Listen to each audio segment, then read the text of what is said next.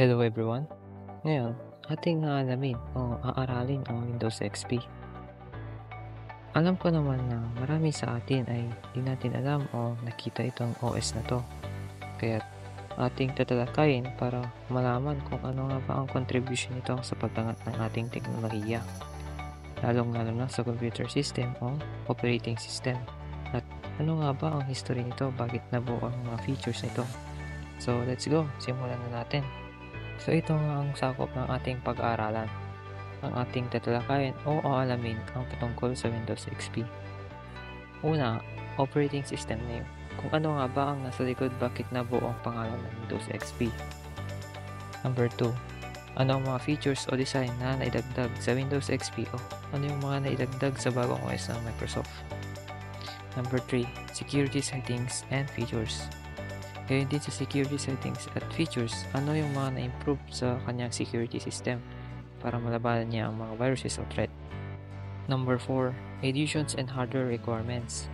Dahil ang gumagawa ang Microsoft ng iba't ibang edition for specific task. Number 5, application software supported.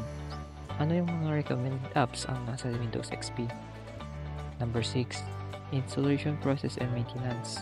Napaka-importante ito na malaman natin. Number 7, references. So, ang Windows XP ay isang personal operating system na ginawa ng Microsoft. Ito ay nilabas noong October 25, 2001 bilang bahagi ng Windows NT family.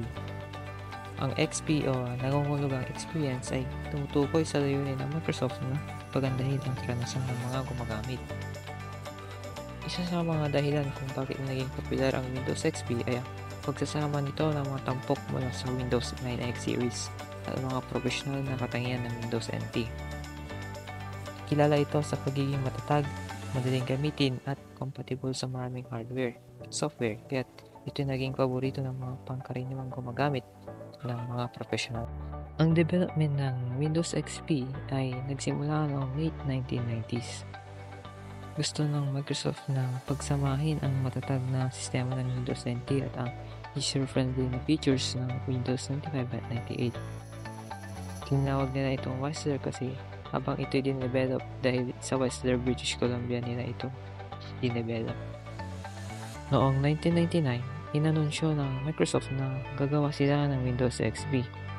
At noong 2000, naglabas na sila ng beta version para masubukan ng tester at developers. Opisyal na inilabas ang Windows XP noong 2001 at meron itong tatlong version, ang Home Edition, Professional Edition at Media Center Edition. Noong 2002 hanggang 2004, naglabas sila ng iba't ibang service packs tulad ng SP1, SP2 at SP3 para mapabuti ang seguridad at performance ng XP. Ngunit noong 2014, tinapos ng Microsoft ang suporta para sa Windows XP. Kaya't pinilit ang mga tao na mag-upgrade sa mas bagong mga operating system dahil sa mga security risks. Punta naman tayo sa Windows XP Desktop. Ano nga bang desktop? Isipin nyo na lang na ito yung inyong virtual na mesa kung saan nyo ilalagay lahat ng inyong mga gamit sa computer. Dito nyo makikita ang iba't ibang icons na kumakatawan sa inyong mga files, folders at mga programs. Una nga rito ang Start button. Ito yung pindutan na parang bintana. Dito nyo mahanap lahat ng mga programs na naka-install sa inyong computer. Pangalawa ang taskbar. Ito yung bar na sa ibaba ng screen. Dito naman nakalagay ang mga programs na kasalukuyang bukas. Pangatlo, icons. Yung mga maliliit na larawan na kumakatawan sa inyong mga files, folders at programs. Pangapat, yung mismong lugar kung saan nakalagay ang mga icons, yung desktop. Bakit nga ba importante ang desktop? Ang desktop kasi ang inyong pangunahing interface kapag gumagamit ng computer. Dito nyo sisimulan ng lahat ng inyong mga gawain mula sa pagbubukas ng mga documents hanggang sa paglalaro ng mga games. Ngayon naman, tignan natin ng mas malapitan ang Start menu. Ano nga ba ang Start menu? Isipin nyo itong isang pinto patungo sa lahat na pwede mong gawin sa iyong computer. Dito mo mahanap ang mga programs, settings, mga files na kailangan mo.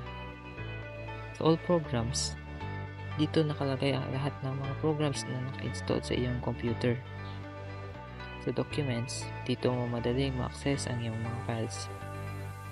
Sa Settings, dito mo ma-customize ang iyong computer ayon sa gusto mo. At sa Search, pwede mo gamitin ito para maghanap ng specific na files o programs. Bakit nga ba naka-importante ito?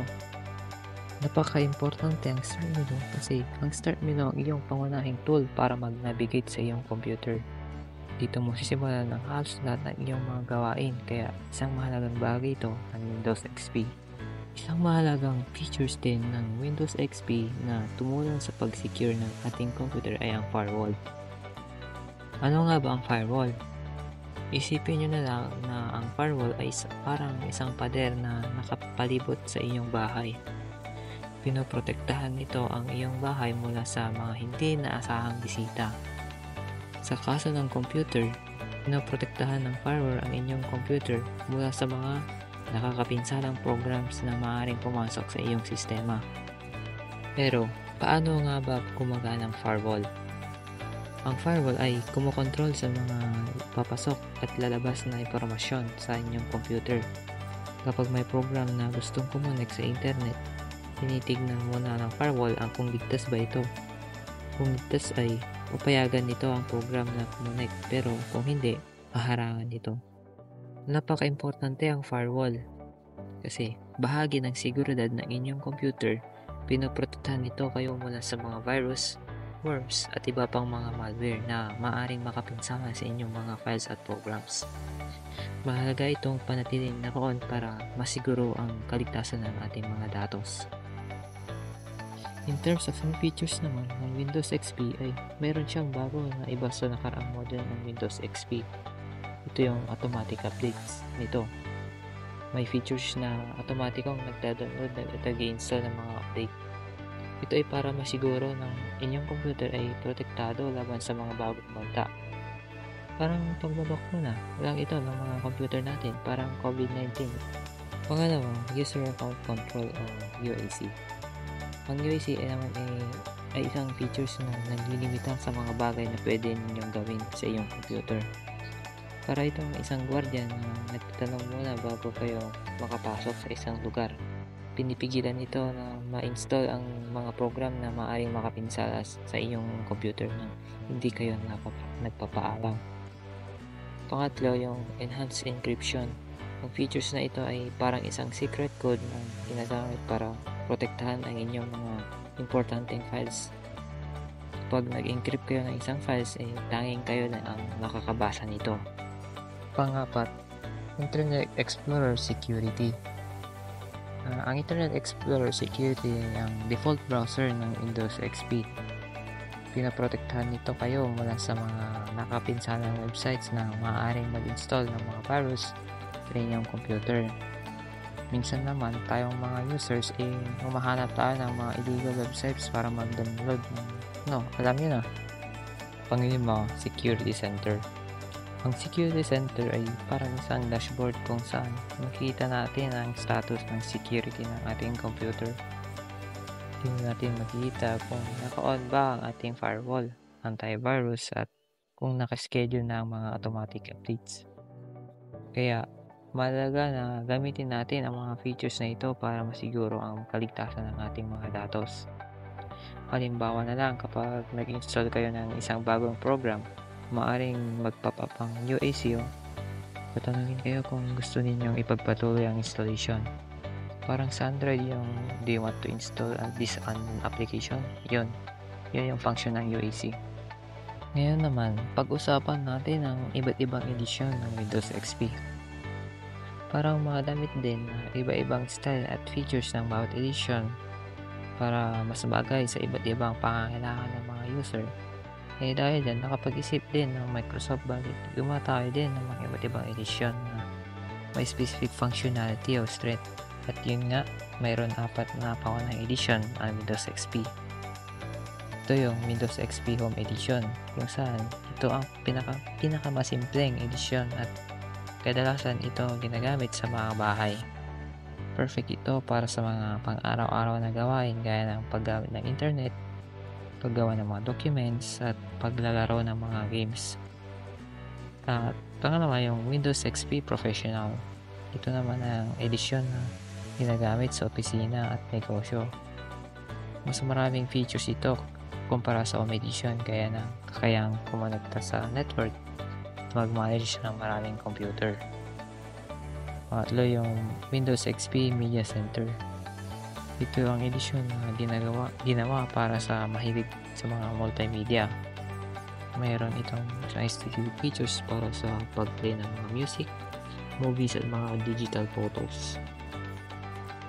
Panghuli, yung Windows XP Tablet PC Edition. Itong edisyon na ginawa para sa mga tablet PC. Mayroon itong features na special na ginawa para sa paggamit ng stylus o pen. So, meron na pala ganito noon. Yun nga, paano naman malalaman kung anong edisyon ng Windows XP ang mayroon ka? Madali lang malaman kung anong edisyon ng Windows XP ang mayroon ka. Una, pumunta ka lang sa Start button, tapos i-click mo ang Control Panel. Hanapin mo ang system at i-click. Makikita mo doon kung ano exact edition ang iyong nasa machine o desktop. Mahalagang malaman natin kung anong edisyon ang mayroon sa atin kasi mas mapapakinabangan natin ang ating computer kung alam natin ang specification nito. Pag-usapan naman natin ang hardware requirements. Ito yung mga kailangan ng ating computer para ma-install at ma-run ang maayos ang Windows XP.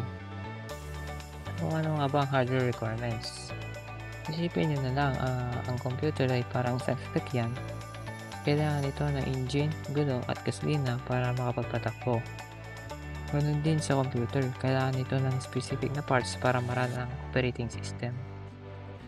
So ano nga ba ang minimum requirements para sa Windows XP?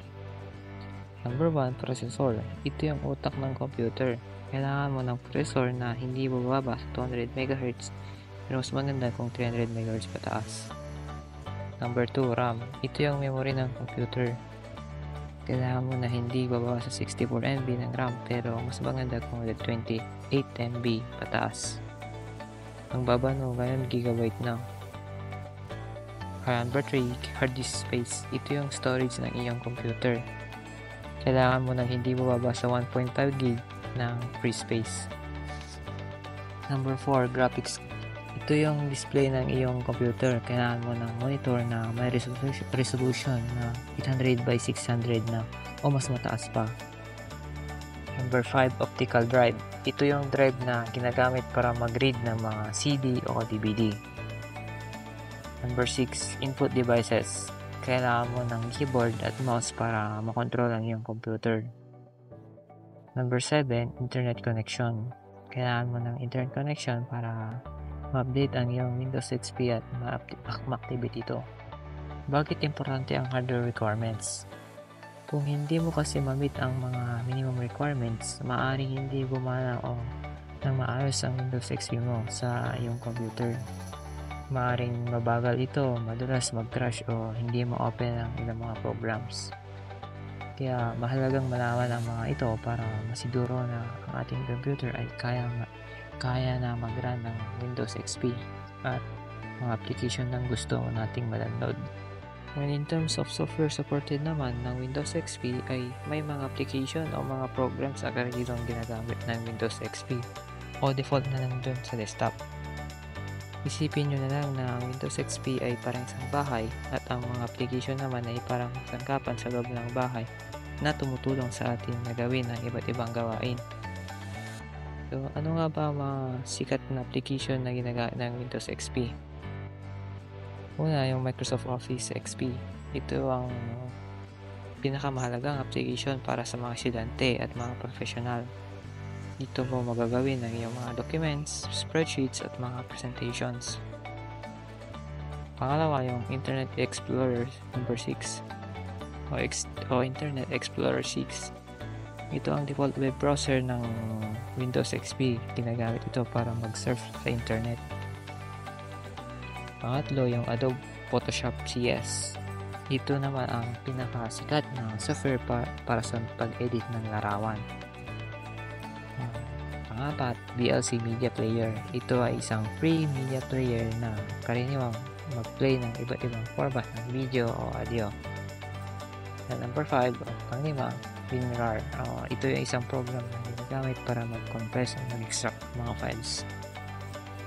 Sa tingin ko, alam niyo ito ang 5 kasi kahit ngayon meron pa rin sa Windows 11 itong 5 na to. So, bakit nga ba importante ang mga application na to? Kasi ang mga application na ito ay nagbibigay sa atin ng kakayahang gawin ang iba't ibang mga gawain sa ating computer. Halimbawa na lang, gagamitin mo ang Microsoft Office para gumawa ng report at ang Internet Explorer naman para sa mag-research at ang Adobe Photoshop para mag-edit ng mga larawan, di ba? Complete package. Sa installation process ng Windows XP, meron akong ipapanood na video kung paano mag-install ng Windows XP. Gayon din sa maintenance ito.